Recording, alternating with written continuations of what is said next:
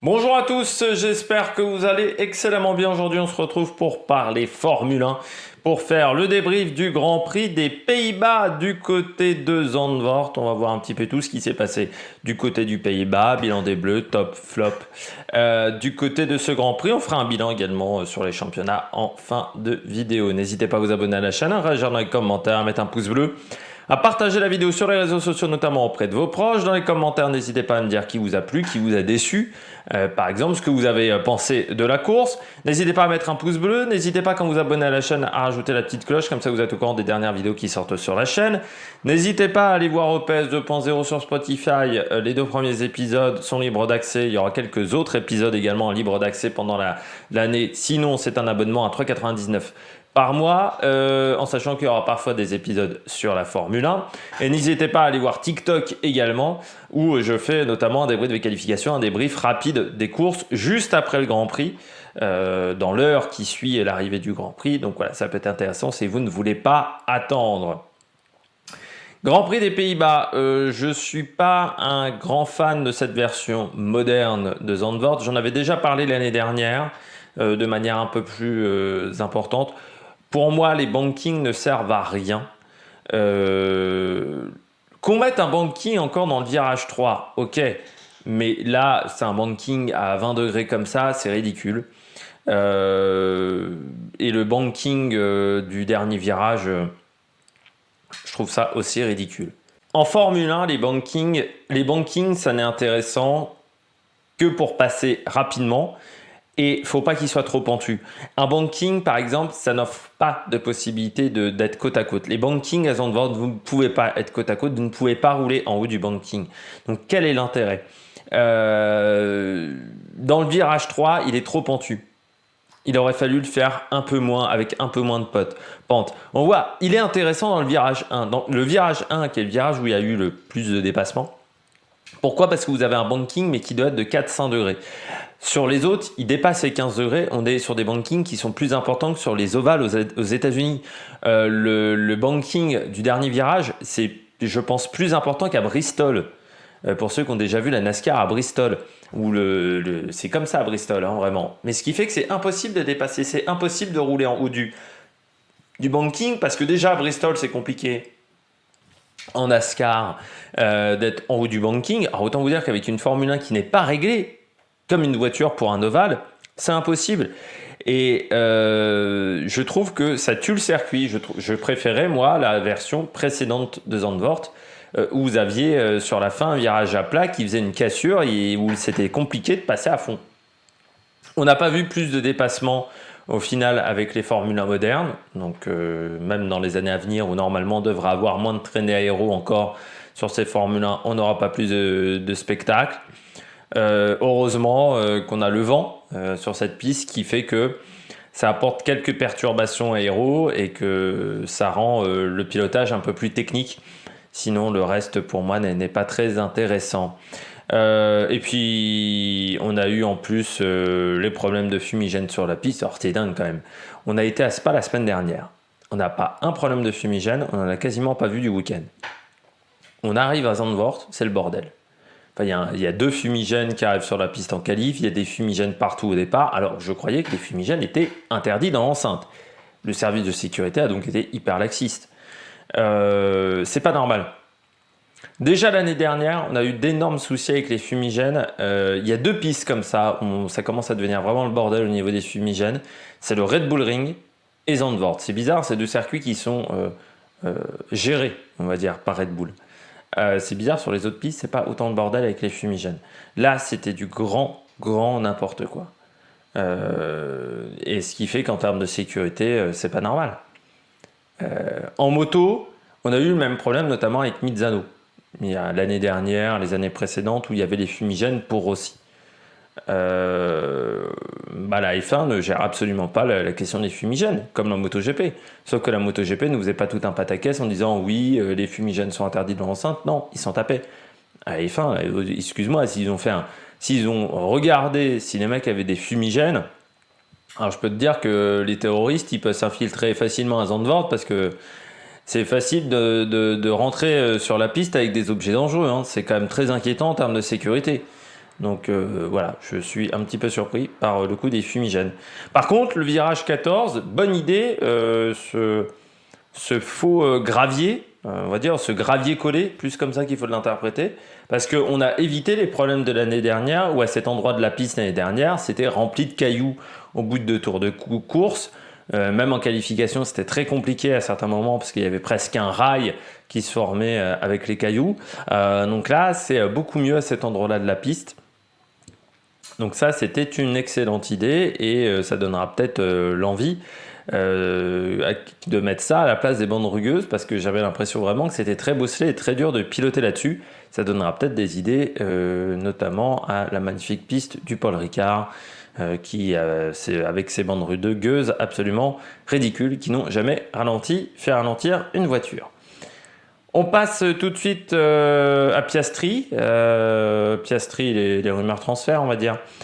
Piastri, donc, rejoint McLaren l'année prochaine. C'est acté, c'est fait, on va dire. Alors, est-ce que McLaren a dédommagé Alpine ? J'ai pas l'impression. Est-ce que Alpine s'est fait avoir ? Oui.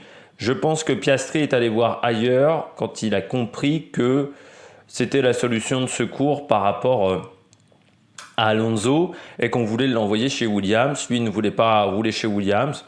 Bon, ça a permis à Russell de se former, ça permet à Albon également de faire du bon travail. Être dans une mauvaise voiture, si tu as l'équipe technique derrière, je trouve que Williams, même si cette année la voiture n'est pas fantastique, et c'est pas mal restructuré, notamment avec un travail fait par Josh Capito, je trouve que c'est pas la pire équipe où aller. Tu vois, par exemple, tu me dirais aller chez Haas, je te dirais aller chez Aston Martin, je serais un peu moins heureux. Donc Piastri chez McLaren, ce qui veut dire qu'Alpine cherche toujours un deuxième pilote. Il y a la rumeur Gasly. Moi, je pense que ça serait un problème d'avoir 2 pilotes français chez Renault. Ça a été un problème à l'époque de Jabouille et de Prost. C'est compliqué quand dans une équipe comme Renault, une équipe française, tu as 2 pilotes français. Forcément, on compare les niveaux de performance. Forcément, s'il y en a un qui pourrit la course de l'autre, il va y avoir des engueulades de partout. Il y aura une grosse pression sur leurs épaules.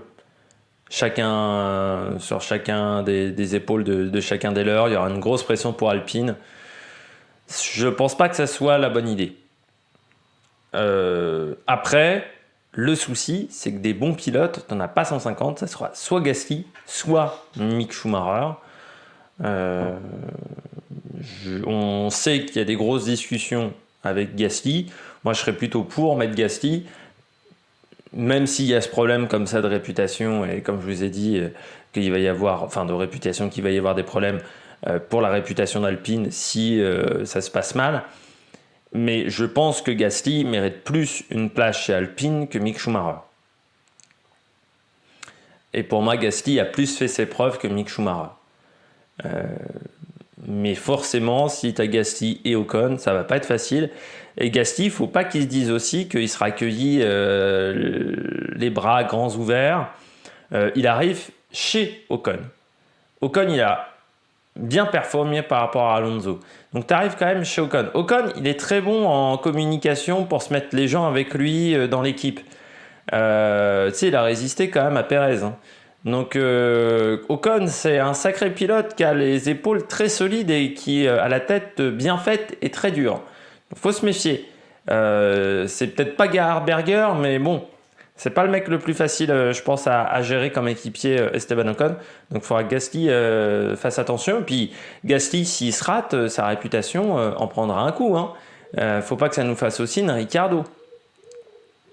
Donc, walou. Après, il y a toujours la possibilité Ricciardo. On sait que Haas regarde Ricciardo. C'est vrai que j'ai vu une statistique, et c'est intéressant parfois de regarder Twitter, d'un mec qui disait le nombre de pilotes qui se sont plantés chez McLaren, c'est assez impressionnant sur les 10 dernières années. Le nombre de pilotes qui n'ont pas réussi à extraire leur potentiel. Alors, il y a eu Alonso, il y a eu également notamment Van Dorn, qui s'est également bien planté. Perez s'était bien planté.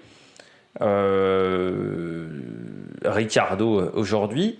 Est-ce que c'est McLaren qui ne sait pas exploiter le talent des pilotes ou est-ce que c'est les pilotes qui n'arrivent pas à exploiter le talent de la McLaren? Ça, c'est une question qu'on peut se poser. Mais c'est vrai que c'est Magnussen aussi qui est passé chez McLaren et qui s'était bien planté. Donc, est-ce que Ricciardo est un mauvais pilote ou est-ce que Ricciardo fait partie de ces pilotes qui n'ont pas réussi à performer parce qu'on ne l'a pas aidé?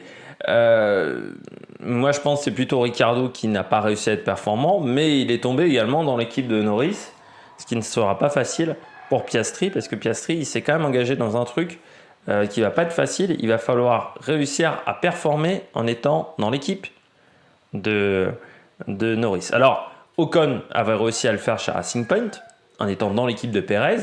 C'est pas si facile que ça d'être performant. Donc il faudra faire très attention pour lui. Note du Grand Prix, j'ai mis 10 sur 20. Grand Prix, la course c'est pas top. Par contre, des très bonnes qualifs. J'ai vraiment pris du plaisir à regarder les qualifications. Par contre, le Grand Prix pas top. Donc voilà, je dirais que s'il y avait eu que les qualifs, j'aurais mis au moins un 13 ou un 14.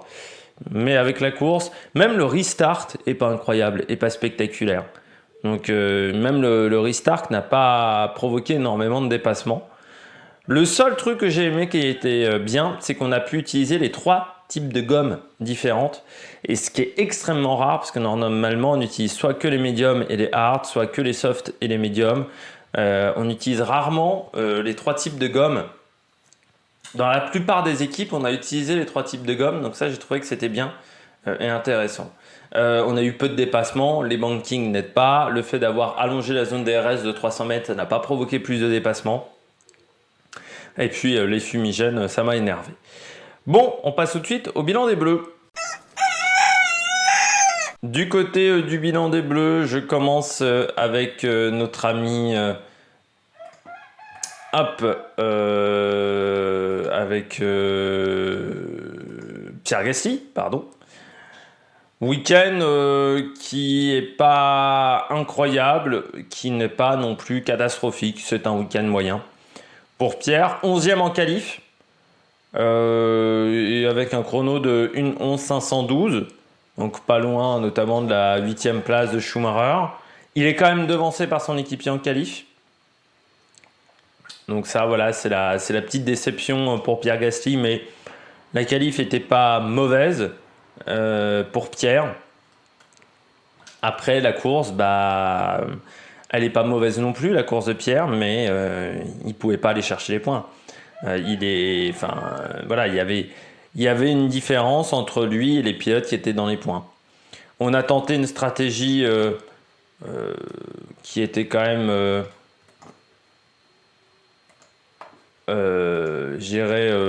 audacieux, je dirais pas jusque-là, mais presque, parce qu'on l'arrête extrêmement tôt.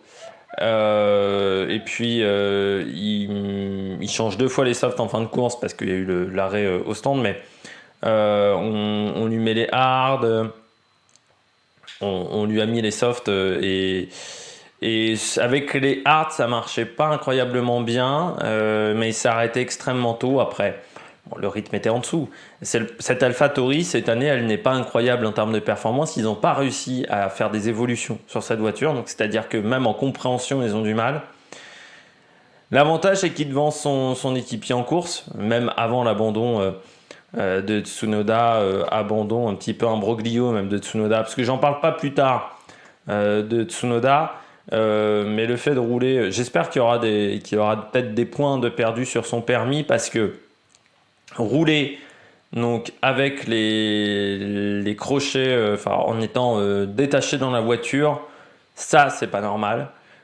En plus, je croyais que normalement il y avait des capteurs qui faisaient que tu pouvais pas. Il y a des capteurs de la FIA qui faisaient que c'était très compliqué, je crois, de rouler sans les ceintures. Tu pouvais desserrer les ceintures, mais pas les défaire. Or là, les ceintures étaient défaites parce qu'on a dû lui remettre. Donc il a réussi à faire quand même relancer la voiture malgré ça. Mais je trouve ça vraiment problématique. Après, voilà, du côté de Pierre, si on revient à Pierre Gasly, le week-end est moyen. Mais comme la saison, parce que chez Toro Rosso, chez AlphaTauri, eh bien, on n'a pas réussi à faire une bonne voiture, on n'a pas réussi à faire évoluer la voiture. Donc, malgré une stratégie audacieuse, sur une piste où en plus il est difficile de dépasser, Bon, bah, il gagne pas de place entre le Grand Prix et la qualif, 11 dans les deux cas. Mais c'est pas un Grand Prix catastrophique, c'est pas un mauvais Grand Prix, mais il n'y avait juste pas la performance pour aller chercher mieux. Esteban Ocon, il est à la limite du bon Grand Prix. S'il finit 8 devant Carlos Sainz, je dis presque que c'est un bon Grand Prix de la part de Esteban Ocon. Là, c'est un Grand Prix, je dirais, moyen. Pas aidé par le fait d'utiliser autant les pneus hard. Il a fait quand même beaucoup de tours avec les hard, donc ça n'a pas été si facile que ça. Il les a, je pense, un peu moins bien gérés que Fernando. Après, en course, bah, il finit à 2 dixièmes de Carlos Sainz, donc c'est frustrant.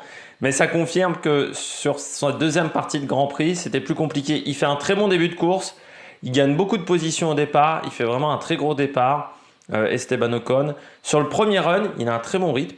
Et ensuite, sur les 2 runs d'après, ça s'est vraiment dégradé. Et sur la fin de course, il n'avait pas un très grand niveau de performance.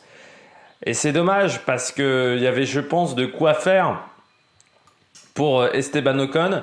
Mais sur la fin de course, vraiment, c'était pas incroyable sur le dernier relais. Donc, un petit peu déçu de ce côté-là.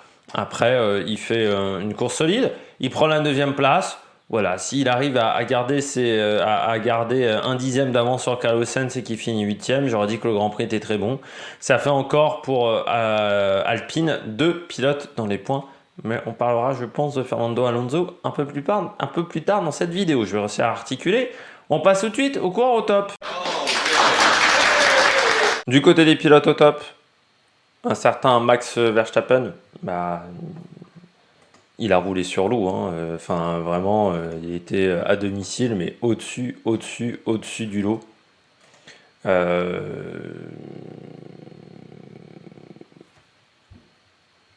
Parce que là, ce week-end, vraiment intouchable. Intouchable, Verstappen. C'est-à-dire que quand on voit déjà la course, il s'arrête, je crois, il fait un arrêt ou 2 arrêts de plus que ses adversaires. Il gagne quand même avec une avance énorme, malgré l'arrêt au stand, malgré le safety car, pardon, plutôt que l'arrêt au stand. C'est vraiment excellent ce qu'a fait Verstappen. Quand on voit en plus que la voiture était peut-être pas si forte que ça, qu'il a quand même un problème de boîte en première séance d'essai libre, il rate quand même une partie de la séance. Le vendredi, enfin voilà, c'est dingue comment il a réussi à être performant ce week-end.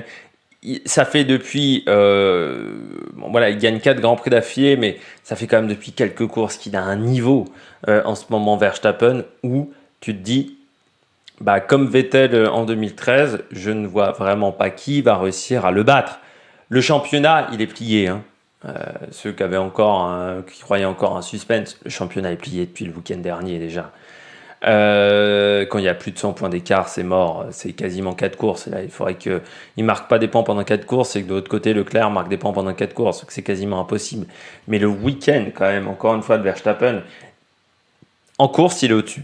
Il est en ce moment au-dessus, il est intouchable. Pourtant, j'avais dit après les qualifications, l'écart de performance, c'était pas énorme avec Leclerc, avec Carlos Sainz. Je me suis dit, ça peut être proche. Bon, déjà, il profite des erreurs de Ferrari. Mais que ça soit Russell, que ça soit Leclerc, que ça soit Hamilton ou d'autres, ils étaient dans l'incapacité d'aller le chercher. Il est une jambe au-dessus de tout le monde. Il est sur une autre planète. Mais comme Vettel en 2013. Et vraiment, je ne vois pas qui va être en capacité d'aller le chercher. Et même sur les prochains Grands Prix, quand on connaît la vitesse de pointe de la Red Bull, je ne vois pas comment ils vont pouvoir se faire battre à Monza. Et à Singapour, qui est une piste où il peut se passer énormément de choses et il peut y avoir des catastrophes. Mais, enfin, oui, c'est quand même un pilote assez exceptionnel, quoi, Verstappen. C'est-à-dire, cette année, on ne pourra pas dire « Ah, bah le titre, il lui a été donné ». Non, il a été le chercher, le titre. Il a été le chercher. Et déjà, l'année dernière, j'avais dit, il n'a pas été donné. C'est juste que Verstappen, il s'est retrouvé dans cette situation-là parce qu'il n'avait pas réussi à conclure. Il n'avait pas réussi à faire le break, ce qui avait été son défaut. Là, cette année, il a fait le break d'entrée. L'année dernière. Il peut faire le break à Silverstone. Bon, il fait cet accident de course avec Hamilton. Mais à Sao Paulo, il peut faire le break aussi. Il fait pas le break. Plusieurs fois, ils font une erreur dans les stands. Enfin voilà, ils sont très fébriles à Sao Paulo. Et il fait pas le break lors des moments où il pouvait faire le break et faire mal à son adversaire. Là, cette année, il a fait mal à tout le monde, tout le temps. Et je rappelle quand même qu'il y a 2 résultats blancs en début de saison sur problème mécanique. Heureusement qu'il y a eu des problèmes mécaniques pour nous maintenir à suspense. Parce que sinon, là, il aurait 140, 150 points d'avance. Heureusement qu'il y a eu ces 2 problèmes mécaniques. Mais sinon, il est au-dessus. Il est au-dessus. Il a une voiture qui lui convient parfaitement. Il n'a pas forcément la meilleure voiture sur tous les circuits, mais il a une voiture qui lui convient parfaitement. Il est arrivé à complète maturité. Et puis voilà, on est sur un pilote qui est au-dessus. C'est beau à voir. Alors je vous dis pas que ça va être beau à voir sur les 10 courses qui restent. On va peut-être un moment s'ennuyer. Mais cette domination-là, quand même, elle était belle à regarder. Même si j'ai mis que 10 sur mon Grand Prix, bon, voir un pilote comme ça, avec une telle facilité dans la voiture, il y a quand même un truc assez beau, assez intéressant, je trouve. Il y avait presque la beauté du geste, comme dirait le générique à une époque de France Télé pour le cyclisme. Mais là, je trouve qu'il a été au-dessus. Imbattable. Imbattable complet. Voilà. Qui continue comme ça. Je poursuis avec Mercedes. Ce qui est incroyable, comme le disait Hamilton après les qualifs, on n'arrive vraiment pas à comprendre cette bagnole. C'est-à-dire que, et même Toto Wolff le dit, hein, il a dit cette voiture-là, on la mettra à la cave du musée Mercedes. C'est incompréhensible. C'est-à-dire que le week-end dernier, Mercedes, ils sont nulle part. Ils n'ont pas de performance. Ce week-end, ils sont quasiment au niveau de... Enfin, ils sont devant Ferrari et avec une petite marge même sur Ferrari en rythme de course, mais pas en rythme de qualif. Là aussi, c'est assez extraordinaire. Hamilton, il n'est pas devant Leclerc parce qu'ils ont paniqué au stand, enfin un peu paniqué au stand. Ils ont favorisé, je dirais, Russell à Hamilton au niveau de la stratégie. Hamilton qui était très énervé, ça peut se comprendre aussi parce que il rate un podium. Il n'a pas eu beaucoup d'opportunités cette saison de se retrouver dans cette situation-là. Quand tu es un vainqueur, quand tu es un champion, que tu sais que tu as une belle opportunité de faire un résultat, quand tu passes à côté, c'est sûr que c'est très frustrant. Après, il s'est excusé dans ses propos, mais il faut comprendre aussi que Hamilton, derrière, c'est un mec qui est 7 fois champion du monde. Cette année, des situations où il s'est retrouvé à la lutte pour la victoire, parce que, la lutte lointaine pour la victoire, mais à la lutte vraiment à la régulière pour le podium, ça leur est pas arrivé cette année, parce que les fois où ils sont montés sur le podium, c'est quand vous aviez des pilotes du top team qui se plantaient ou qui abandonnaient. Donc ça montre ce qu'a fait Hamilton. Et puis Hamilton en plus, il pouvait devancer Russell. Il y a quand même un match entre les deux, il y a une confrontation entre les deux. Russell est devant Hamilton au championnat du monde pilote. Mais là, ça ne s'est pas bien passé pour Lewis Hamilton. Et George Russell, lui, a eu une meilleure stratégie. Et je dirais une stratégie qui a très bien marché. Pour Hamilton, c'est le dernier arrêt. Le restart, moi, j'aurais quand même plutôt tenté le coup de relancer au dernier moment. Lui, il a tenté de relancer tôt. Après, s'il y avait eu un crash, comme ce qu'on a eu en F2, est-ce qu'on ne l'aurait pas énormément critiqué? Peut-être aussi. Mais moi, j'aurais tenté de relancer au dernier moment. Je pense qu'à Zandvoort, relancer au dernier moment, ça te protège dans le premier virage. Parce qu'il n'y a pas cette distance entre la ligne de départ arrivée et le premier virage. Donc je pense que ça aurait suffi. Après, ça aurait peut-être créé le chaos derrière. Peut-être qu'il n'a pas voulu créer le chaos derrière. Peut-être qu'il pensait que cette stratégie-là était la bonne. Et puis peut-être qu'il aurait mis en difficulté George Russell. Donc voilà, peut-être qu'il a voulu, peut-être que chez Mercedes, on a voulu maximiser les points qu'on était en capacité d'aller récupérer sur ce Grand Prix, parce que Mercedes revient très fort sur Ferrari au niveau du championnat du monde constructeur. On verra ça en fin de vidéo, mais ça commence à être très intéressant. Vous pouvez voir ça également dans la description de la vidéo, parce que je rappelle qu'il y a les résultats des qualifs de la course et des différents championnats. On poursuit avec les pilotes au top. J'ai décidé d'en mettre un troisième et un dernier. C'est Alonso. Encore un week-end solide de Fernand, comme dirait le commentateur belge. Week-end solide, il part 13e sur la grille de départ, en faisant une qualif qui est très moyenne, sauf que Fernando Alonso, c'est un pilote du dimanche. C'est un pilote qui est très performant le dimanche, pourtant il n'est pas roux et il n'est pas chauve, pour ceux qui connaissent sa chaîne YouTube, mais il a été très performant ce dimanche. Pourtant, par rapport à Ocon, il ne fait pas un très grand départ. Mais ensuite, derrière, il a un rythme formidable. Et lui, il a mieux géré. Il a un très bon rythme avec les hards. C'est peut-être l'un des pilotes qui a réussi à maximiser la performance de ses pneus-là. Il fait 35 tours, mais vraiment avec un très bon rythme. Et puis après, il fait 10 tours avec les softs, puis 25. Il s'arrête au bon moment, la stratégie qui marche. Voilà, c'est du solide. C'est du solide Alonso. Et ça fait encore les points de la 6e place. Alpine marque encore plus de points que McLaren. Ça fait, je crois, 4 ou 5 points supplémentaires au niveau de l'écart avec McLaren. Du côté de Fernando Alonso, il remonte aussi au niveau du championnat du monde pilote, juste derrière son équipier. Et il remonte dans le top 10. Donc ça, c'est aussi très satisfaisant, je pense, pour Fernando. Et finir devant son équipier pourrait être un objectif, surtout que Fernando, le début de saison n'avait pas été facile au niveau de la fiabilité sur sa voiture. Mais on s'aperçoit qu'Alpine, ils ont fait qu'une seule course à 0 points depuis le début de saison. Et c'est la vraie différence par rapport aux autres années. Ils ont été très, très, très réguliers. Et les voitures 2 fois dans les points, 1 fois, 2 fois, 3 fois, 4 fois, 5 fois, 6 fois, 7 fois, 8 fois, 9 fois. Voilà. Donc la moitié du temps, ils ont 2 voitures dans les points. Et ça, c'est pas à négliger non plus pour Alpine. C'est ce qui lui permet d'être devant, parce que McLaren, les 2 voitures dans les points, ça leur arrive beaucoup moins souvent. Alors certes, Lando Norris est devant 2 pilotes Alpine, mais le problème, c'est c'est seulement lui qui marque des points, alors que Ricciardo est beaucoup plus en difficulté cette saison, ce qui fait la différence aussi. Hein. Mais très belle perf de Fernando Alonso, et voilà, encore une fois, un très bon dimanche. Très belle perf le dimanche. C'est son 2e meilleur résultat de la saison, 3e.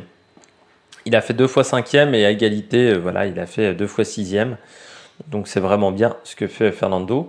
Le seul problème d'Alpine cette année, c'est qu'ils n'ont pas réussi pour le moment à faire mieux que 5e. Ça sera l'objectif sur les dernières courses, c'est de réussir à faire mieux que 5e. Ils ont la voiture, après il faudra voir comment évolue la Ferrari, comment évolue la Mercedes. Peut-être que sur une piste ou sur les dernières courses, ils peuvent aller chercher le podium parce que ça serait une belle récompense de leur saison. On passe tout de suite au bonnet d'âne. Les bonnets d'âne, je commence avec Pérez. C'est pas exceptionnel ce week-end de la part de Pérez. En net retrait par rapport à son équipier, que ce soit en qualif et en course. Il est 5e en qualif, mais quand même à 7 dixièmes de Verstappen. Et 7 dixièmes sur une piste où on tourne en 1 minute 10, c'est énorme. C'est 2 secondes à Spa. Hein. Donc c'est beaucoup. Et puis en sachant qu'il se foire dans son dernier run. Et puis en course, il finit à 18 secondes. Malgré le safety car, et jamais en mesure d'attaquer les 4 de devant. Hein. Il était un peu dans un no man's land. Et même très menacé par Alonso en fin de course. Donc ça a été un Grand Prix compliqué. Compliqué pour Sergio. Pas à l'aise du tout dans la voiture. Hein, on l'a vu vraiment en grande difficulté. Pas mal de blocages de roues. Ce qu'il faisait en début de saison. Et puis avec une voiture où il était vraiment en difficulté. Il l'a dit en interview il y a quelques Grands Prix. Plus la voiture convient à Max, moins elle me convient. Et je pense que la dernière partie de saison risque d'être compliquée parce que je suis pilote numéro 2 et que la voiture me convient beaucoup moins qu'en début de saison. Et c'est le gros problème de Sergio Pérez. Et ça a été le gros problème, je dirais, des équipiers de Verstappen, que ça soit Gasly, Albon. ils ont tous été en grande difficulté avec cette Red Bull. Je pense que Verstappen doit vraiment avoir des réglages, une manière de faire en termes de pilotage qui est très particulière, parce qu'il a toujours eu des équipiers en difficulté. C'est un peu comme Marc Marquez en auto. C'est-à-dire que Marc Marquez en MotoGP, il a rarement eu des équipiers qui étaient au même niveau que lui. Et ben c'est pareil avec Verstappen. Verstappen, il n'arrive pas à avoir des équipiers au même niveau que lui. On pourrait comparer également Verstappen avec un autre pilote MotoGP. J'ai oublié d'en parler avant. C'est Bagnaia. Les 4 ont gagné 4 Grands Prix d'affilée. Il y a des ressemblances. La seule différence, c'est qu'il y en a un qui n'est pas encore en tête du championnat du monde. Mais du côté de Perez, ouais, le week-end a été difficile, vraiment pas de rythme. C'était laborieux ce week-end. C'était vraiment très laborieux pour Sergio Perez. Et forcément, les mecs qui adorent critiquer Sergio Perez et qui adorent critiquer les deuxièmes pilotes de Red Bull en pensant que ça va faire revenir Pierre Gasly, vous mettez le doigt dans l'œil, mais forcément, ils défoncent Sergio Perez. Mais après, je suis pas sûr que ni Pierre Gasly ni Albon auraient fait mieux avec cette voiture-là à ce moment-là. Perez, c'est pas un banquignol non plus, hein, c'est un mec qui a gagné des courses avec une Force India, enfin une Racing Point, pardon. Donc voilà, faut quand même le rappeler, qui a fait des pole positions avec des Force India. On poursuit après Sergio Perez avec Ferrari. Bon, Ferrari, c'est un peu le redondant, c'est chaque semaine. Pour une fois, par contre, c'est pas tombé sur Charles Leclerc. C'est tombé sur Carlos Sainz. Alors oui, je pense que Binotto doit partir. Que Binotto ne doit plus être le directeur sportif de l'équipe, le manager de l'équipe.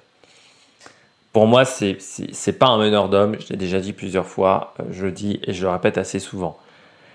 Mais croire que si Binotto part, tout ira mieux, c'est complètement stupide.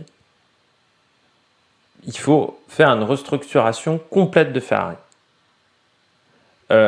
Parce que les arrêts au stand, les mecs qui laissent le pistolet, c'est pas Binotto. C'est les mecs dans les stands qui font la bêtise de laisser le pistolet sur lequel notre ami Pérez roule dessus. C'est Ferrari qui fait l'erreur de ne pas savoir quel pneu est dans quelle couverture. C'est l'équipe des mécanos. C'est l'équipe des techniciens qui n'a pas réussi à faire évoluer la voiture cette saison, ce qui fait que Mercedes s'est énormément rapproché. C'est aussi des stratégies à la mort moelle-neu. Binotto, certes, est le patron, et je pense doit sauter parce que le patron est le responsable, mais c'est pas lui qui gère l'équipe des stands, c'est pas lui qui gère les pneus dans les couvertures chauffantes. Il y a des mecs sous Binotto. Ces mecs-là sont pas meilleurs que Binotto. Et croire que si tu vires Binotto, tout va aller mieux, non. Il faut totalement restructurer l'équipe. Il y a des mecs qui ne doivent pas être là. On est en Formule 1. Avoir un problème d'organisation où tu passes pour un clown et dire tout va bien, c'est pas normal. Toto Wolff, quand il y a eu avec Russell, Bahreïn, 2020, quand ils font l'erreur au niveau des pneus.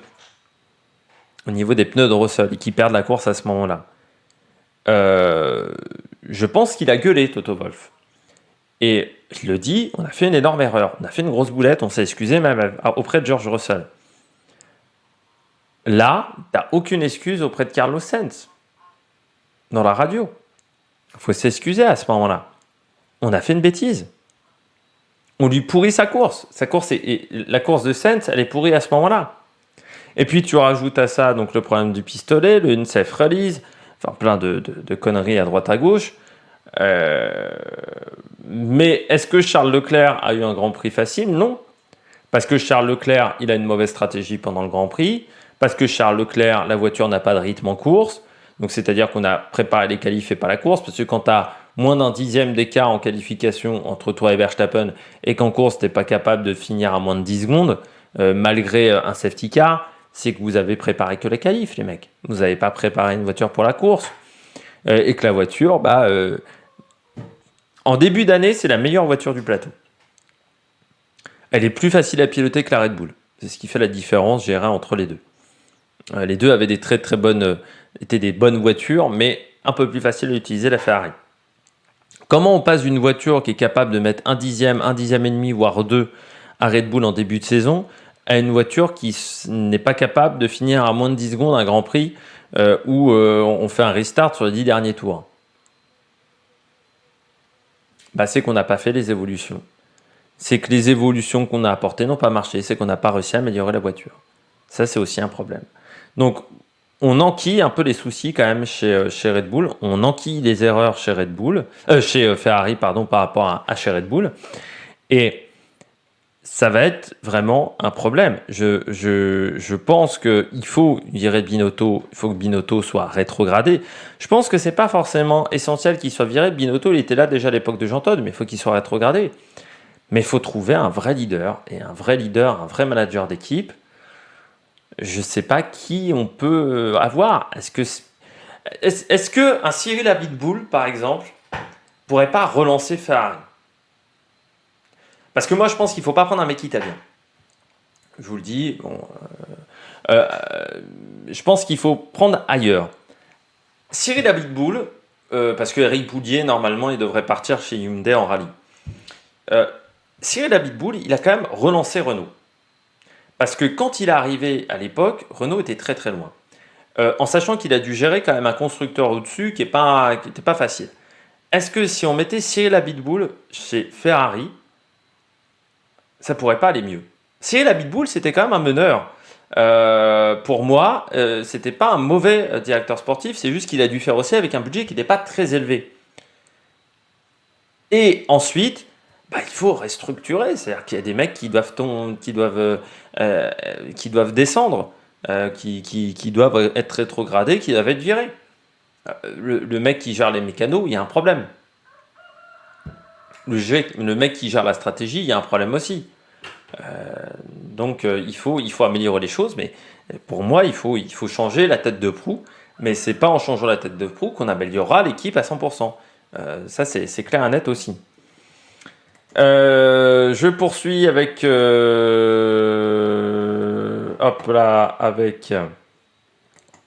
avec Ricciardo. Je vais finir même avec Ricciardo.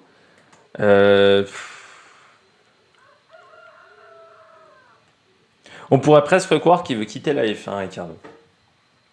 Non, mais il y a un moment, je veux bien qu'on ait des difficultés à piloter la voiture, mais il y a quand même un écart de plus d'une seconde. De plus de quasiment une seconde avec Norris, quoi, tout le temps, à chaque séance, à chaque moment. On parle pas d'un écart de 2 dixièmes. On parle pas même de l'écart qu'il y avait entre Verstappen et Gasly ou Verstappen et Albon, qui était de 6 dixièmes et demi. On parle d'une seconde pleine à chaque fois, à chaque séance. Ricciardo, on en parle chez Haas, on en parle chez Alpine aussi un petit peu. Moi, très clairement, entre Pierre Gasly et Ricciardo, je choisis Pierre Gasly. Même si je sais que je connais Ricciardo, qu'il a piloté à Alpine, même si je sais qu'avec Gasly, il y aura une gestion qui ne sera pas facile en termes de communication, qu'on aura la pression, je choisis Gasly. Aujourd'hui, Ricciardo, il est nulle part en termes de performance. Mais de toute manière, ça commence à se voir aussi un petit peu. Haas n'est pas sûr de le prendre. Alors, entre Ricciardo et Giovinazzi, je choisirais Ricciardo. Si j'étais Haas, bon. Parce que je vois pas en quoi Giovinazzi, Giovinazzi, on a vu ce que ça donnait en Formule 1, c'était pas fou. Mais je pense qu'il y a un moment, ça va être compliqué, ouais. Pour eux. Enfin, je vois pas comment ils vont réussir à renouveler de la performance, à retrouver de la performance. Je suis assez inquiet quand même pour cette formation. Pour Ricciardo, je vois pas qui voudrait de lui. Et quand tu commences en interview à dire je vais peut-être faire pilote de réserve l'année prochaine, c'est que tu commences déjà à envisager la fin de carrière. Parce que pilote de réserve, on a vu très peu de pilotes de réserve revenir en Formule 1, à part Ocon, à part Albon, il y en a quand même très peu qui ont réussi à faire ça. Donc ça sent pas bon du tout. Ça sent pas bon du tout, mais en même temps, on peut plus le défendre, là, Ricciardo. On peut plus le défendre. C'est très dur de le défendre. La perfo est pas là, quoi. La perfo est pas là. le niveau du pilote, c'est pas suffisant, quoi. Pour la F1, c'est pas suffisant. L'écart de performance, c'est trop important. Tu peux pas avoir une seconde avec ton équipier. Tu ne peux pas. Donc, bon, il va finir la saison. Après Abu Dhabi, on verra quel sera son choix, mais c'est pas sûr que ça soit facile pour lui, hein, de retrouver un volant de titulaire. On parle d'AlphaTauri. Moi, je pense qu'AlphaTauri, il est plus parti sur Colton Herta. Après, si Colton Herta, ça a bloqué au niveau de la super licence, Ricciardo, mais de toute manière, ça c'est un contrat d'un an. Parce que vous avez Liam Lawson, parce que vous avez des pilotes dans le junior team. Normalement, AlphaTauri, c'est fait pour les jeunes pilotes. Bon, ils ont les deux seuls vieux pilotes qu'ils ont recrutés, c'est Bourdet, Kvyat. Sinon, tu reviens pas au bercail normalement. Donc, ça, c'est fait pour les jeunes pilotes. C'est un junior team de Formule 1. Donc, c'est pas fait pour revenir. Mais ouais, je pense que ça va être compliqué pour Ricciardo. Après, en tant que pilote essayeur, là aussi, je me pose des questions. Il n'a pas réussi à s'adapter. Il n'arrive pas à s'adapter aux nouvelles voitures. Donc, un pilote essayeur, c'est aussi quelqu'un qui est un bon metteur au point. Et j'ai pas l'impression que ce soit le cas de Daniel Ricciardo depuis quelques temps. On passe aux différents championnats. À l'écran, le championnat pilote. Max Verstappen en tête avec 109 points d'avance sur Charles Leclerc et Sergio Perez qui sont égalité à la deuxième place. Le championnat est joué. On retrouve ensuite George Russell. George Russell, il est à 13 points de Perez et Leclerc. Donc c'est vraiment pas grand-chose. Ensuite Carlos Sainz qui est décroché avec ce mauvais résultat. Lewis Hamilton, 6e. Et ensuite, on a un autre peloton avec Lando Norris. Esteban Ocon qui a 7 points d'avance sur Fernando Alonso. On retrouve ensuite Bottas qui enchaîne les mauvais résultats depuis la Grande-Bretagne. C'est vrai qu'on n'en a pas parlé, mais encore abandon aux Pays-Bas et puis encore une élimination précoce en qualification. Kevin Magnussen, lui, est 11e devant Vettel et Ricciardo. Pierre Gasly, 14. Schumacher, 15, qui aurait pu un peu sauver sa tête, mais ça n'a pas été vraiment le cas ce week-end. Et puis Albon et Latifi. Latifi n'a toujours pas marqué de points et je pense que ça sera compliqué que ça change du côté du classement constructeur. Là aussi, Red Bull a déjà 500 points, 511 points, ça semble compliqué pour aller chercher l'équipe autrichienne. On retrouve ensuite Ferrari, 30 points d'écart avec Mercedes. Le match va être serré sur la fin de saison. Alpine a désormais 24 points d'avance sur McLaren. On retrouve ensuite Alfa Romeo avec 51 points. Devant Haas, AlphaTauri est 8e, Aston Martin est 9e. 4 points d'écart entre AlphaTauri et Aston Martin, ça se resserre grâce aux points récoltés par Lance Stroll. Et puis Williams, 10e avec 4 points. Nous, on se retrouve donc le week-end prochain, je pense plutôt mardi ou lundi dans la soirée, pour faire le débrief du Grand Prix d'Italie, la fin de ce triple header, de ce triple week-end. D'ici là, n'hésitez pas à vous abonner à la chaîne, à réagir dans les commentaires. N'hésitez pas donc samedi dans l'après-midi à regarder le TikTok sur le débrief des qualifs. Dimanche dans l'après-midi également à regarder le TikTok sur le débrief de la course. Et puis d'ici là, on se retrouve pour de nouvelles aventures sur la même production. Ciao, ciao!